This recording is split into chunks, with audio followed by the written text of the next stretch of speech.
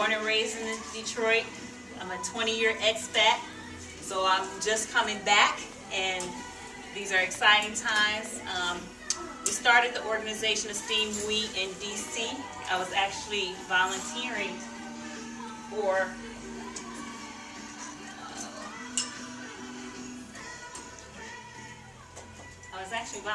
for another worldwide organization for women, going from welfare to work, when I was charged to go back into my community after attending a success summit with their organization to do a community service project. And so from the women that we had in that circle, we kind of asked them some of the issues that they thought that they might have been dealing with, and we found out that some of the issues that they had to do with and why they were where they were currently was based on esteem.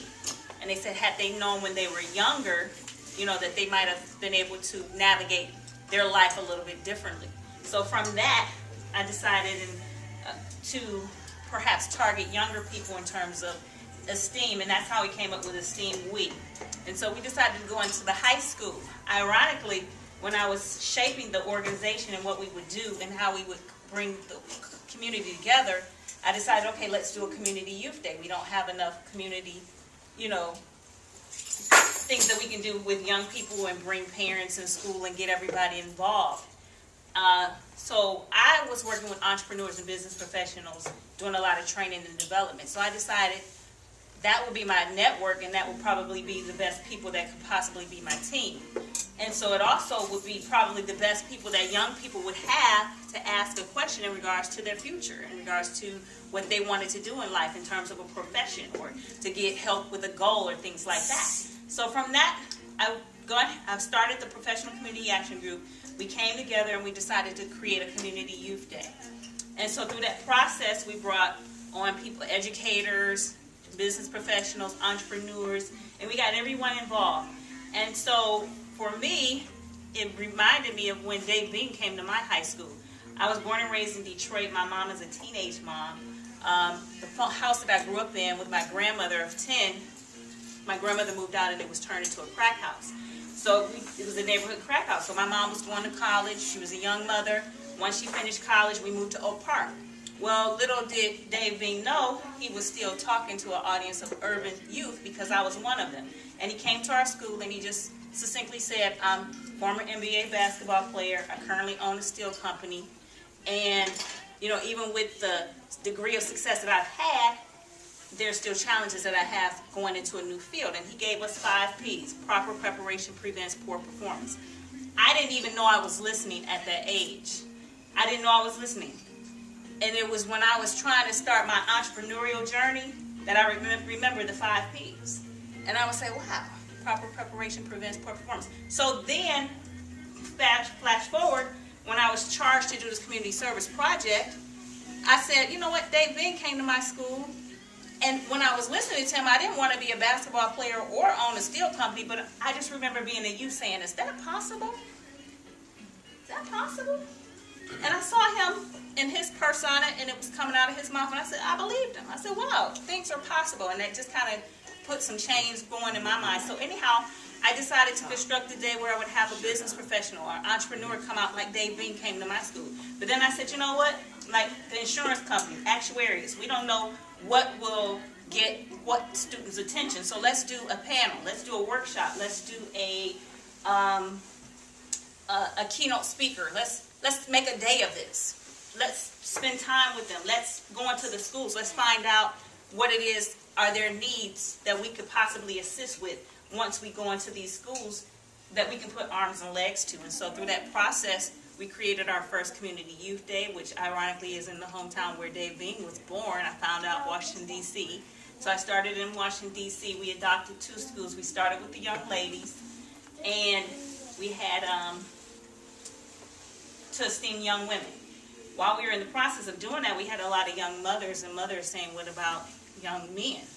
And so we went into the 6th Ward in Washington, D.C. We found out that that high school, H.D. Woodson, had the most young men enrolled. It was like 894 young men enrolled in high school, going to school every day, and about 620 young women. And it ended up being the only high school for that entire district.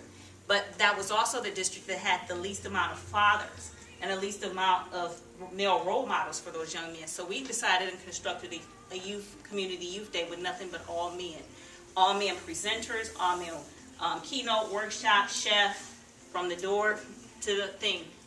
The barrier of trust came right down. I mean, it just opened up. They treated them with respect, greeted them. They never saw so many men greet them and treat them with respect and were interested in them. And so the day just went, phew.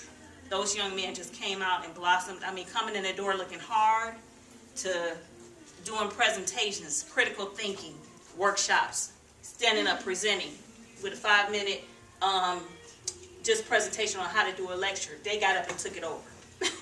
I mean, I said, wow. So the transformation was there. The group of people, we got a lot of involvement. And really, this is our charge. I actually went to that Success Summit and got to meet Connie Lindsay, who is over social responsibility for Northern Trust. She's the first black woman, as a matter of fact. And she gave a charge, and she said, young people are waiting on us who don't believe that we're coming. And it's up to us, those of us who have made it, to show them that we're coming, show up, and then also charge others to pay it forward. So that was the charge that I left with.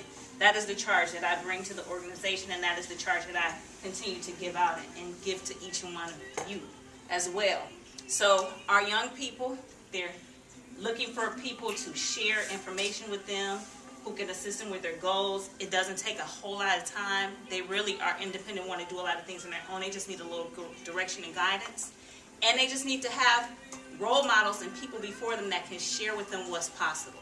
And so that's where we get Esteem We, and then coming back to my hometown and learning a lot of the variations, things I heard you discussing, and things and how we're not congruent and need to come together, kind of esteeming ourselves to come together first as a community. So that's where you get Detroit Possible from. So, and to me, if no one knows what possible is, I am one of them. My family, my mom was the baby of 7 girls. None of them graduated from high school. All of them have a degree except one. Well, none of them graduated from high school but one. All of them have a degree except one. The oldest has a PhD, and my mom just got her MBA in finance in 2012. So I've seen it. Our family also went from welfare to work to starting their own businesses right in the city of Detroit. On 7 Mile, my aunt owned a beauty salon. My mom owned a boutique on 6 Mile. My aunt and uncle owned that car wash on 7 Mile, and then they owned a strip mall on 7 Mile going towards Telegraph. So I've seen a lot of things in my young life in terms of possible. So to me, when I go into the schools and I speak with young people, no excuses. There's no excuses. None whatsoever. Because I see myself when I see them, and I also see what they can become. So that's why I go around talking to people about what's possible. And so that's pretty much how we started. That's pretty much a little bit about what we're about. That's where my passion comes from, and making sure that we come together as a community first, and then just kind of exude to our young people and model for them what's possible for them in their lives. So, and there's a whole lot of more in between. When we put our community youth days together, generally based on the people that come on the board to put the youth day together, we also find out specific needs that are in that particular community or that particular demographic or school, and we utilize the hands and legs that we've pulled on that project to do that. Like, for instance, in DC, for the girls, we found out that they wanted to do some kind of healthy food initiative, so they weren't that abreast in terms of healthy eating. So we created a healthy foods initiative because we were in that school and we got a wind of what was taking place and what they wanted or what was needed. Same with that same school, we started doing After School Connect. We found out that they didn't have a lot of parents, a lot of the children were involved in a lot of the after school activities, but they didn't have a lot of parental involvement. So we created a professional group that would just go and show up to their after school programming, things like that. And we called it After School Connect. So based on the needs that we find out when we go into the different schools, we also create programming that puts arms and legs to that program based on the people that we utilize in putting our community youth day on. So there's a lot of things to do, a lot of ways that you can share your gift, time, and talent, and be of support. And we also make a platform. We create the platform for people to learn about your business, your profession, what it is that you have to offer. Connecting with the cause and you is what we call that portion. And so there's a lot of things and a lot of ways to get involved. And so we just hope that something I said or something that Mike says sparks your interest, gets your wheels turning, and then we'll be able to sit down and talk and share a little bit more in depth about how we can support one another and move forward with what we want to do in the city. So I thank you for your time and listening. And I just want to go ahead. And does anybody have any questions that I can answer for you right now? I do. Yes. What's your vision for Detroit? I love it. Thank you.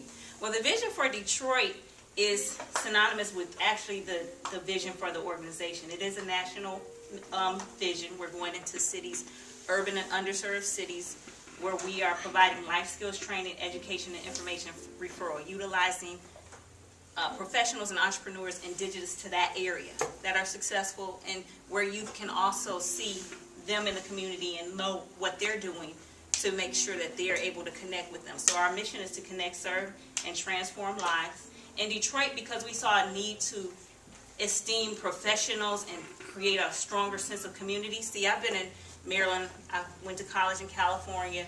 I've been around. I actually lived in 5 states and have worked in 4 regions. So I have a little bit of a pulse in terms of what goes on with professionals. Maryland, they got their business cards ready. Let's do business, so let's work.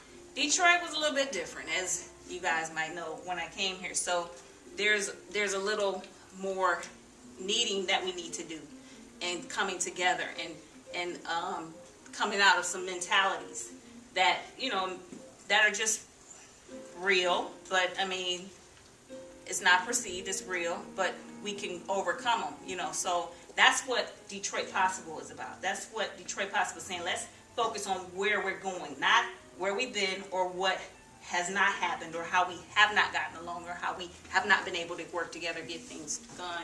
And I think part of my drive and the passion that I have for it would be a force in that particular area. So that's why I want to use all of my story, my energy, you know, the drive and stuff that I can to be able to be that bridge for that particular community. That's kind of what my goal is here. But we do have a national mandate. We started in D.C. We did our third youth day, second city, first citywide youth day here in June at Cobo. And so that was pretty much accelerated from the vision I had, because I thought we would do that maybe 3 or 5 years down the road where we'd be doing citywides. But I tell you, once you do a citywide, you got to go citywide, because that has the greatest amount of impact and exposure. And it really, we did get a lot of good feedback from what we did at Cobo. So we're excited about that. The next place, so that's just to answer your question on a small scale. But yeah, we really want to esteem our business professionals and community to work together, and that want that real wide residual effect to touch our young people. Did anybody else have any questions, or are you saying impossible, Jason?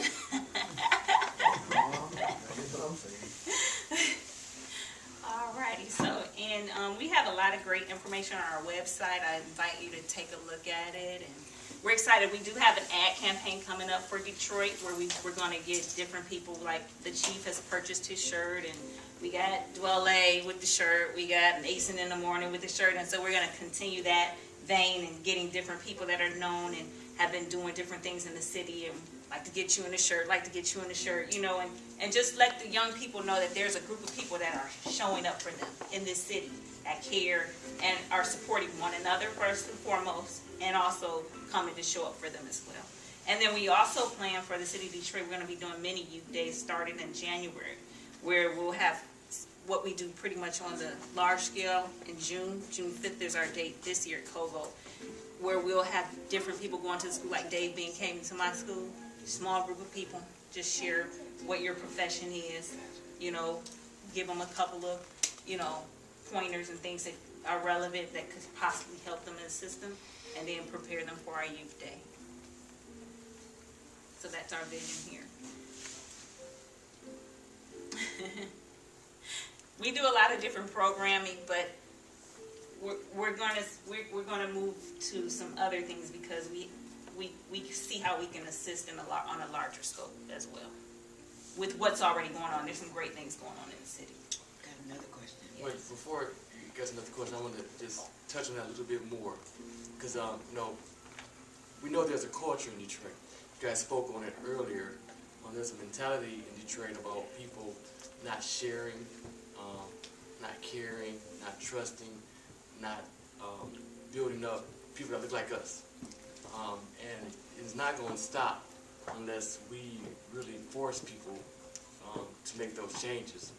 And the only way that we're going to do that is through the grassroots efforts of reaching people one by one, entrepreneurs and people that have the ability to create force through economics, finances, and power to make change. So what we're trying to do is we're trying to create a culture of sharing resources in the city of Detroit. And that's hard, it's hard because people have that mentality that, it's your thing, it's my thing, I'm going to get over it, and it's how it is. But it can change because it happens anywhere else. So when we've been successful so far, on a small scale, well, we've been getting people to work together that usually don't work together. Yeah, I was so surprised. See, I'm new here, so I don't know who, but I caught on real quick. And the room of people that we put together for Kobo, they were like, we didn't never work together. They would have never thought that they would have been in the same room together working on stuff. So I said, oh, okay.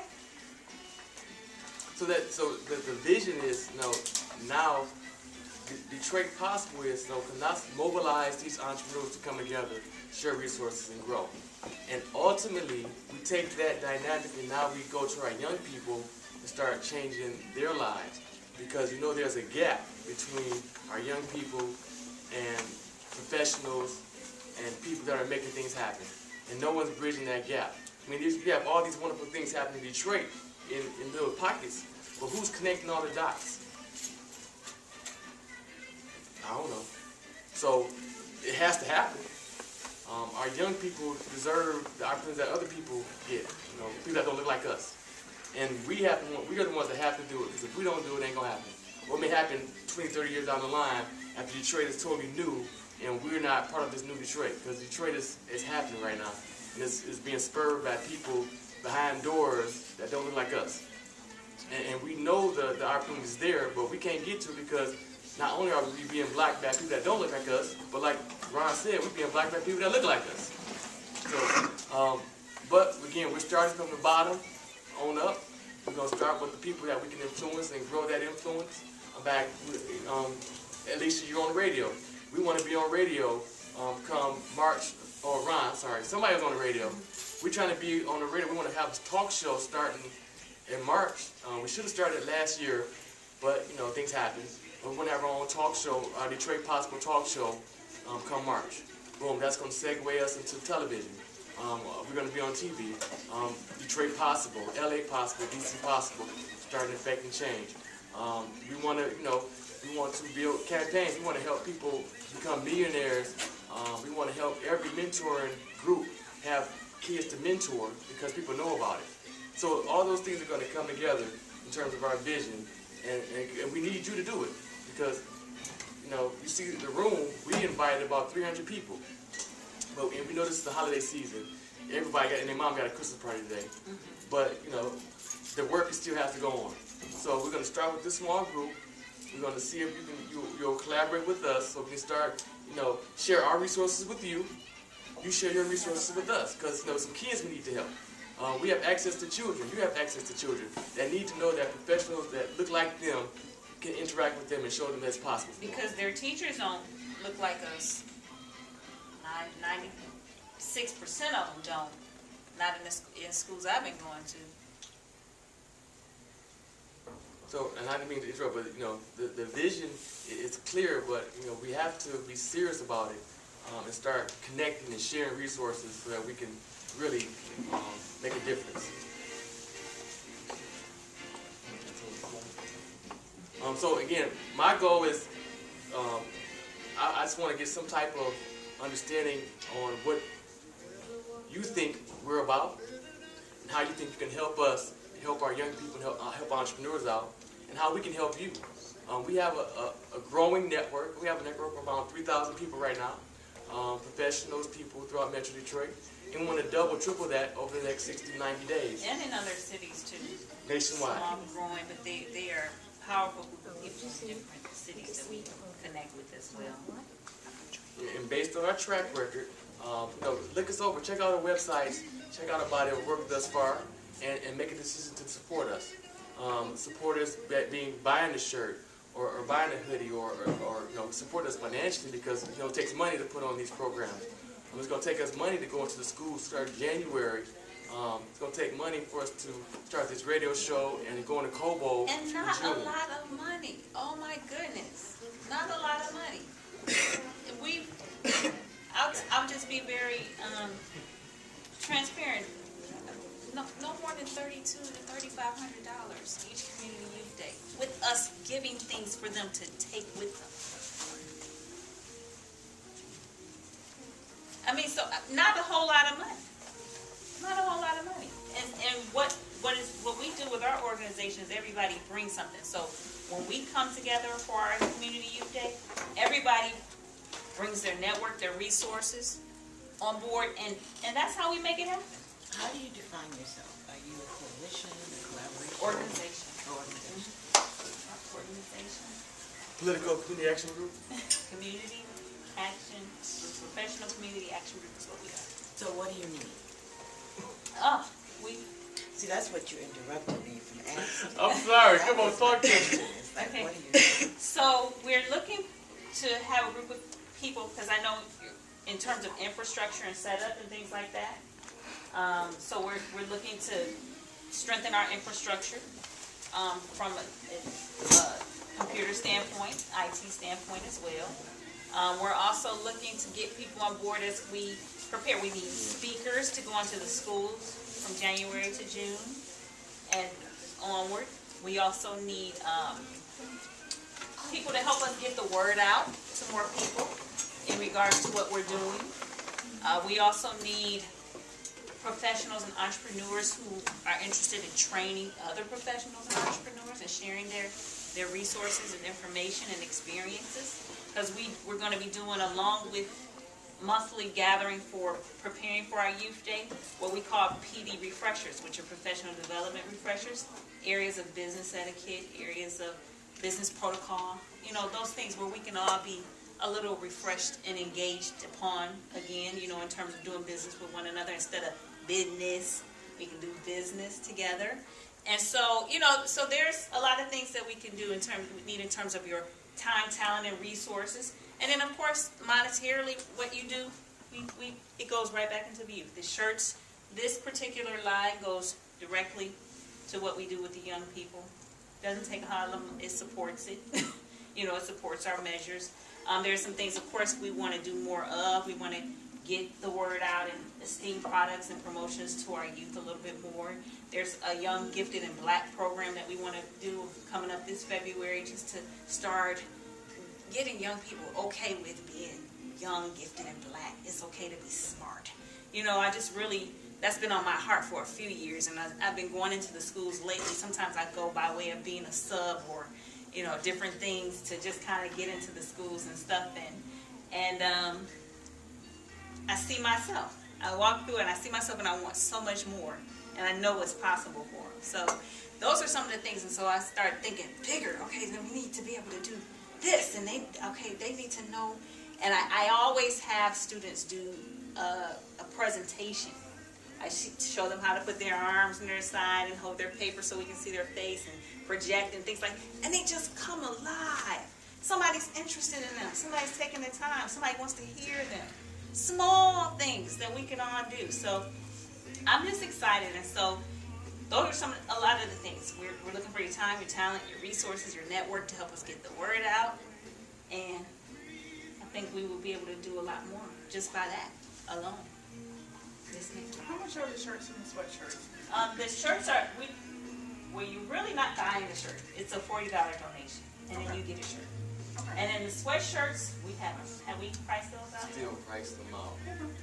So, but everyone who's got the shirt, they identify with each other, and then we're going to do our ad campaign starting. I'm very excited about that. We're going to get it out in the magazines and things, and we're just gonna really do a real strong campaign with that to just start. And with the shirts, again, the shirt is just not a fundraising tool. It's a branding tool, and it's helping spark our movement. Because we want to be in a position where we go into a venue and everyone has a Detroit Possible shirt on.